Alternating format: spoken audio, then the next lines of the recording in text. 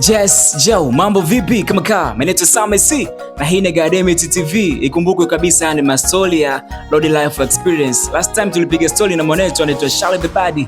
Exclusive kubwa kabisa. Mwanetu mmoja Benny Chuga akasema kwamba yeye amejitolea na yuko fresh kabisa, kilo safi kufanya michongo fulani ya kusaidia. Alidropisha comment yake hapo. So tukapiga naye mastori na akasema yuko poa na ana moyo mkunjufu pia kusaidia madereva wa kike au vipi bwana. Ikumbukwe hii ni Road Life Experience na Academic TV pia haitaki kuchukulia poa hilo swala, tukaona tumcheki kabisa Benny Chuga atueleze kwamba ilikuwa ni comment kama comment zingine ama alikuwa serious, kwa maana anamaanisha. Huyu hapa Benny Chuga.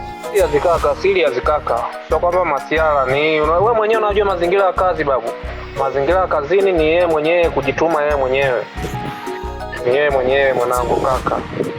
Serious sio utani. Ni muda mrefu sana kweli nahitaji, ila uaminifu ndo kitu cha msingi kaka. Uaminifu ndo kitu cha msingi. Kwa sababu sisi wengine bado ndo underground, lakini mtu anakuja kumchukua, uaminifu unakuwa mdogo. Na kwanza kabisa ni uaminifu. Sure kaka, nakwambia ukweli kabisa, uaminifu. Mimi nipo serious. Sisi tunachokisema tuko tayari kuwasaidia watoto wa kike, wao wajitokeze. Kikubwa zaidi wawe waaminifu. Cha msingi kabisa na cha kuzingatia ni uaminifu. Kwa hiyo wajitokeze, tupo tayari kuwasaidia. Ni wao wenyewe. Ila asilimia kubwa wanajitokeza huku ni madereva wa magari makubwa. Wajitokeze kaka, God damn it, tuko tayari kuwasaidia.